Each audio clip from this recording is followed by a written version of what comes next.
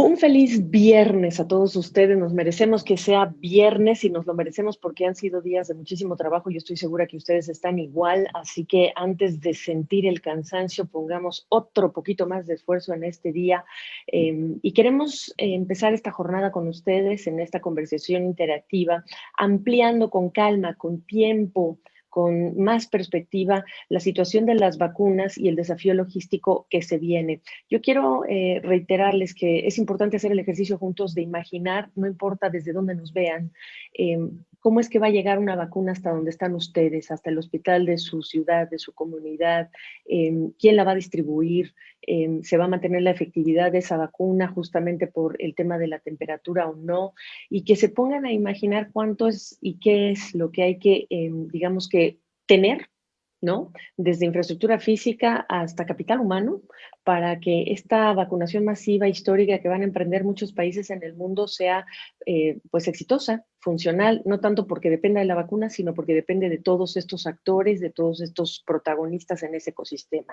Dicho lo cual, ya vamos a retomar nuestra conversación que hicimos en televisión y que ahora queremos hacer acá vía Zoom con Antonio Domínguez.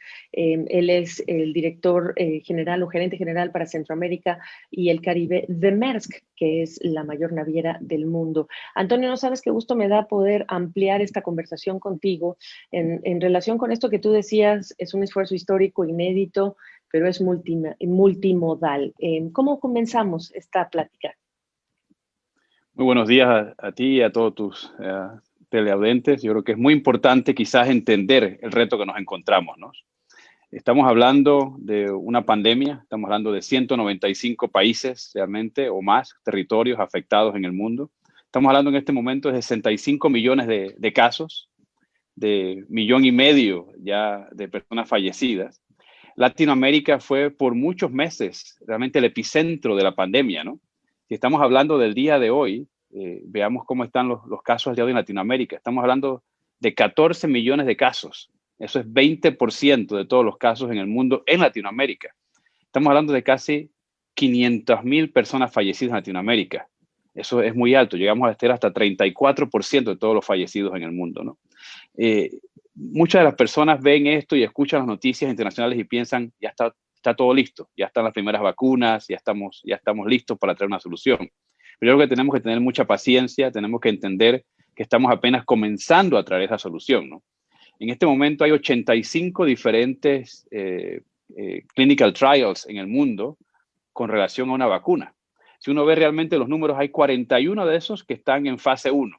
Fase 1 es la inicial, donde uno claro, comienza a hacer esas pequeñas pruebas, ¿no? En una pequeña cantidad de seres humanos.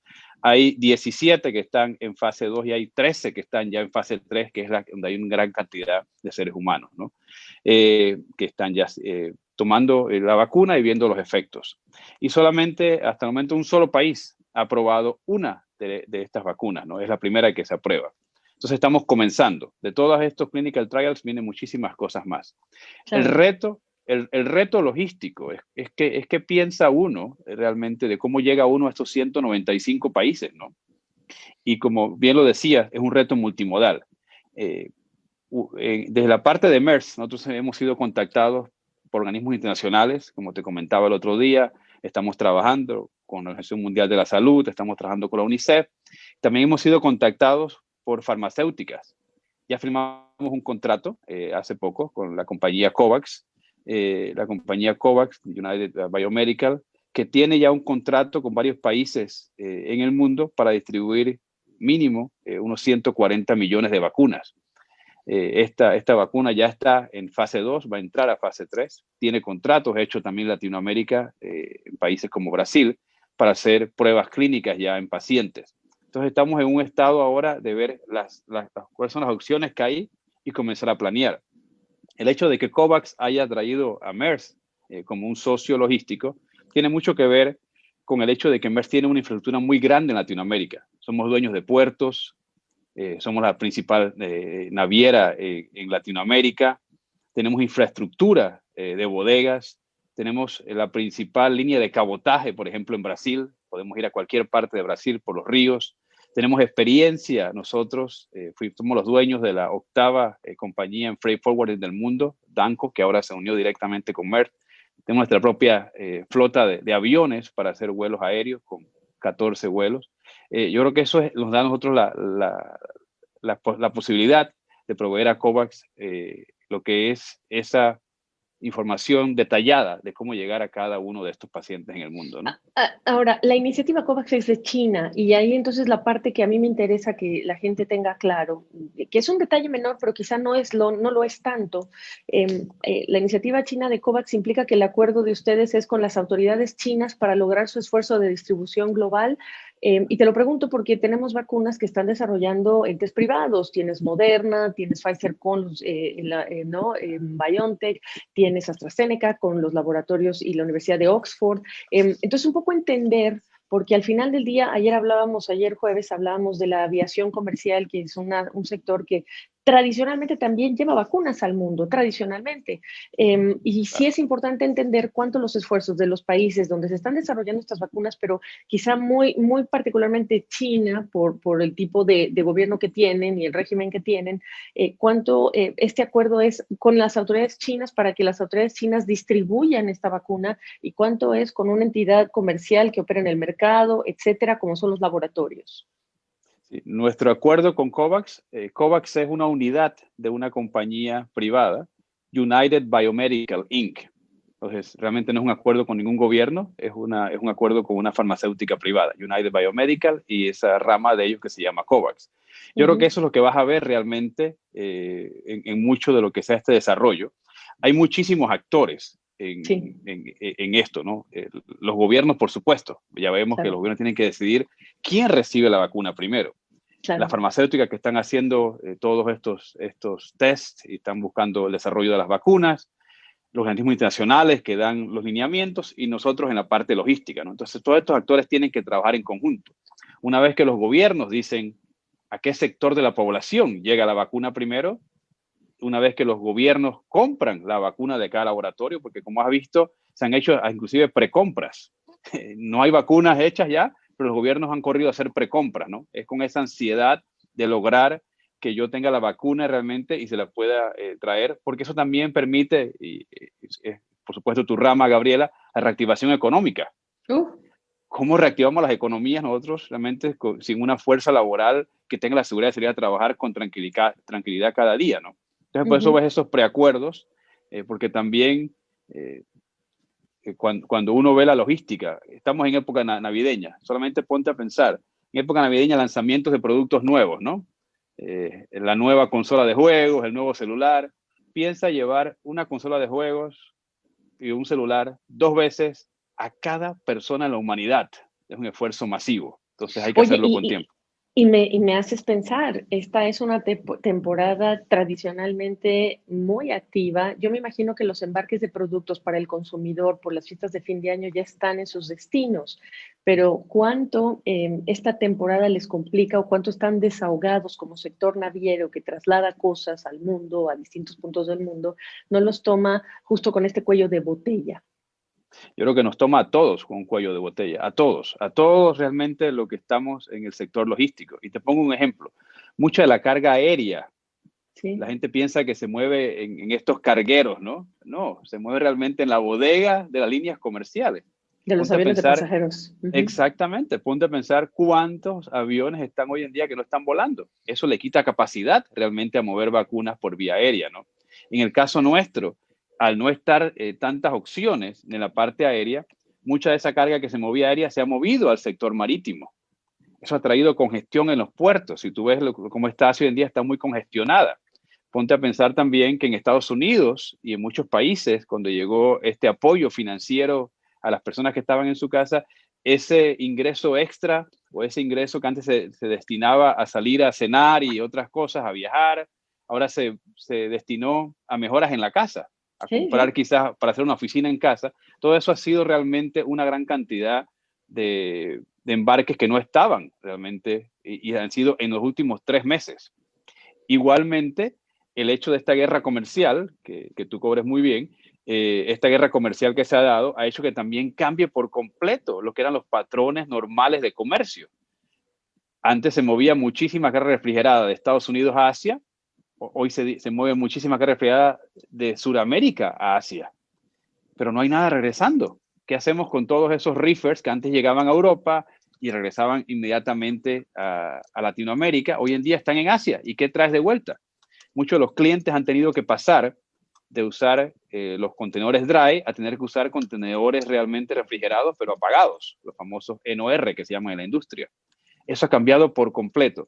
Este mayor esfuerzo logístico del mundo nos agarra realmente en el momento que tenemos el mayor cuello de botella logístico en la historia también. Oh, wow, qué bueno que lo dices. Ayer estábamos hablando con Peter Cerdá, el vicepresidente regional para las Américas de la IATA, y justamente nos decía eso. No solamente tienes el problema de que hay aviones en tierra porque se cayó la demanda, pero también tienes restricciones en distintos países, y entonces si no reabres esos mercados, ¿cómo vas a meter pasajeros y carga a estos aviones? Entonces, dentro de ese reto logístico, no olvidar que en paralelo están las situaciones difíciles que están viviendo algunos de estos sectores que hacen parte de toda esta cadena logística de todo el mundo. Ahora preguntarte, ¿qué va a pasar en cuanto, tú ya tienes y hablaste de los acuerdos que has hecho, hablaste de que también hay que hacer tarea por parte de los gobiernos? ¿En quién cae la responsabilidad de, no solamente ya tú llevas la mercancía, habíamos hablado que la vacuna de Pfizer es muy difícil transportarla por esta temperatura muy baja, tú hablabas de menos 30 grados, las capacidades que ustedes tienen, y me parece que también el sector aéreo, pero ¿quién se hace responsable de que ese producto llegue en óptimas condiciones al paciente una vez que tú llegues con tu mercancía al destino en el puerto? Es muy importante entender que aquí estemos una carrera por salvar vidas. Entonces, cada uno que participe en esta cadena logística tiene que asegurarse de que esa vacuna llegue realmente lista para usar en la mejor de las condiciones, ¿no? Esto no es mover consolas de juego, mover celulares. Estamos moviendo realmente algo que salva vidas y que va a reabrir el mundo económico. Esto es una responsabilidad muy grande. Por eso yo te decía que la tecnología que tenemos nosotros hoy en día, con los contenedores que tenemos para mantener las vacunas hasta menos 30, con la capacidad de monitorear estos contenedores en tiempo real por minuto, donde están, hace que una vez que llegue del avión se mantenga frío todavía dentro del contenedor y lo puedas transportar por tierra o lo puedas transportar por el río en un barco más pequeño dentro del contenedor. Eso realmente le da la tranquilidad de que no se va a romper esa cadena de frío. Si tú lo traes realmente de otra manera, vas a tener un momento que vas a tener que desconectarlo, vas a tener que romper esa cadena de frío. ¿Y cómo nos asegura que eso no le reste eficacia a la vacuna? Es muy importante. Latinoamérica tiene un reto muy grande. Yo te decía, hoy en día somos 20% de los casos a nivel mundial. Si vemos nosotros el top 10, los 10 países que están más infectados, tenemos estos 3 países entre los 10 con más casos en el mundo. Brasil, Argentina y Colombia. Si vemos nosotros los 25 países, se hace aún más dramático. Tenemos nuevamente, entra entonces Perú, entra México. México, y también vemos la letalidad. La letalidad en nuestros países también es muy, muy alta. Entonces tenemos que asegurarnos de traer realmente esa vacuna en la mejor de las condiciones. Nadie puede pensar que es un esfuerzo banal. No, por supuesto que no. Ayúdanos a imaginarnos las condiciones bajo las cuales se trasladan este tipo de productos, y cuánto la tecnología ayuda. Y después de eso, te lo pregunto aparte, pero después de eso no quiero que se me olvide que nos digas cuánto este desafío de trasladar estas vacunas, ya que estás hablando de la región, eh, nos hace ver las carencias logísticas que hemos padecido y que no hemos sido capaces de superar por estar hablando de otras cosas que son tan poco importantes. Pero ese segundo tema lo quiero para cerrar. Me gustaría que nos llevaras a un barco y nos hicieras imaginarnos cómo se ven esos lugares donde se están almacenando esos contenedores dentro de una embarcación y la tecnología cómo ayuda a rastrear, ¿no? Y a ustedes que ahora ya incluso utilizan todo lo que es el blockchain, Claro. y que lo han hecho desde hace más de un año. Te dejo hablar. Sí, no. Si nos ponemos a imaginar cómo sería, ¿no? Este momento, la vacuna está lista, sale del laboratorio, el laboratorio tiene que tener en lo que son sus instalaciones realmente una bodega fría donde mantenga realmente el producto a esa temperatura que el producto requiere. Menos 80 hablamos centígrados, menos 30 que pensamos en MERS que va a ser donde la mayoría de las vacunas van a estar. Eso tiene que estar listo en la instalación de esa farmacéutica.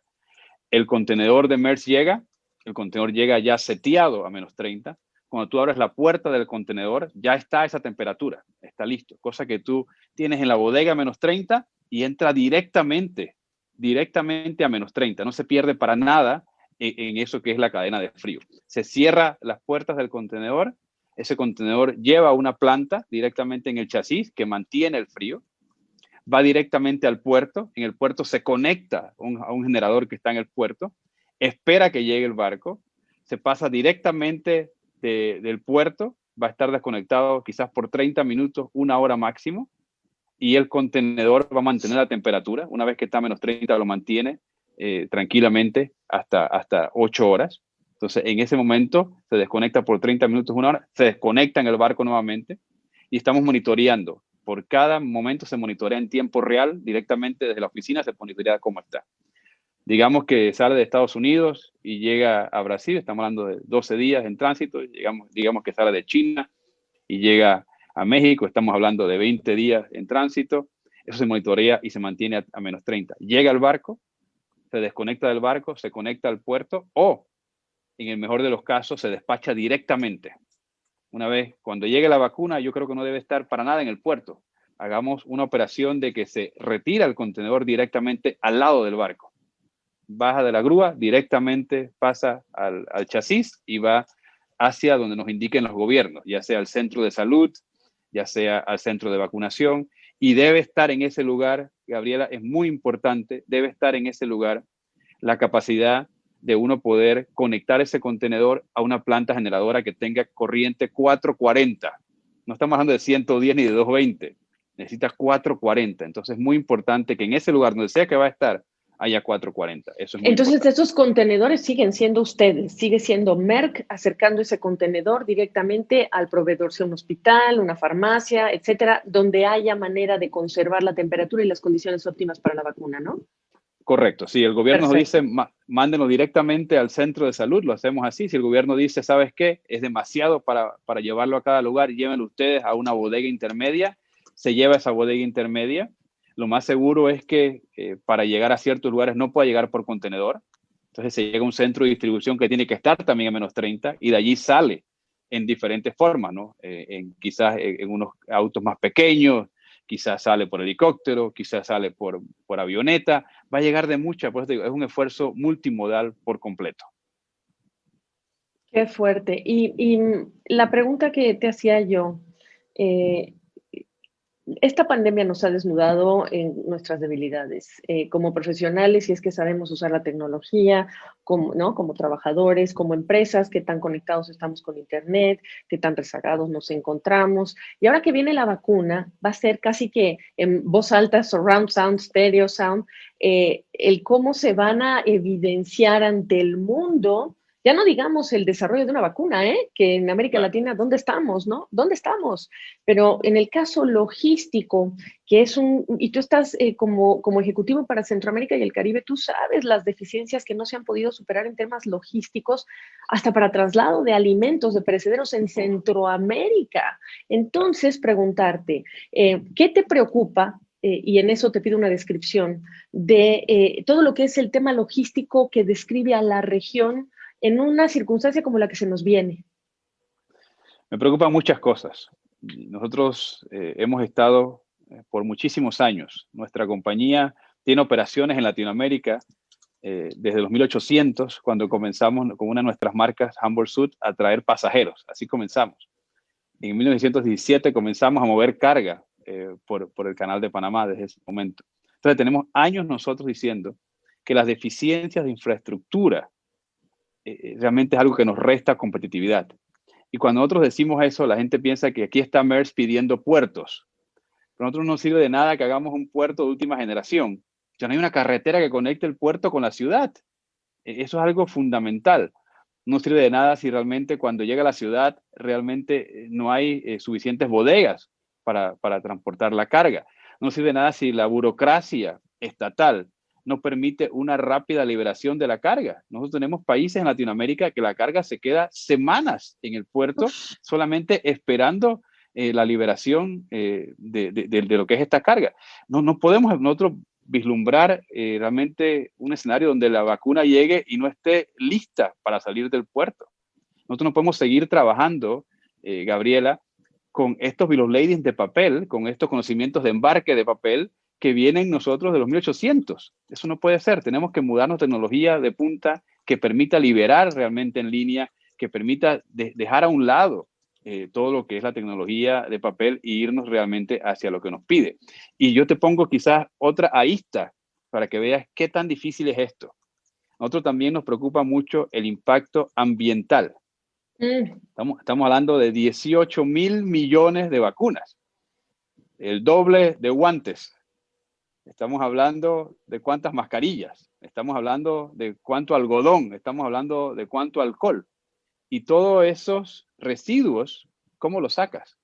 ¿Cómo no te aseguras que queden tirados en todas estas ciudades?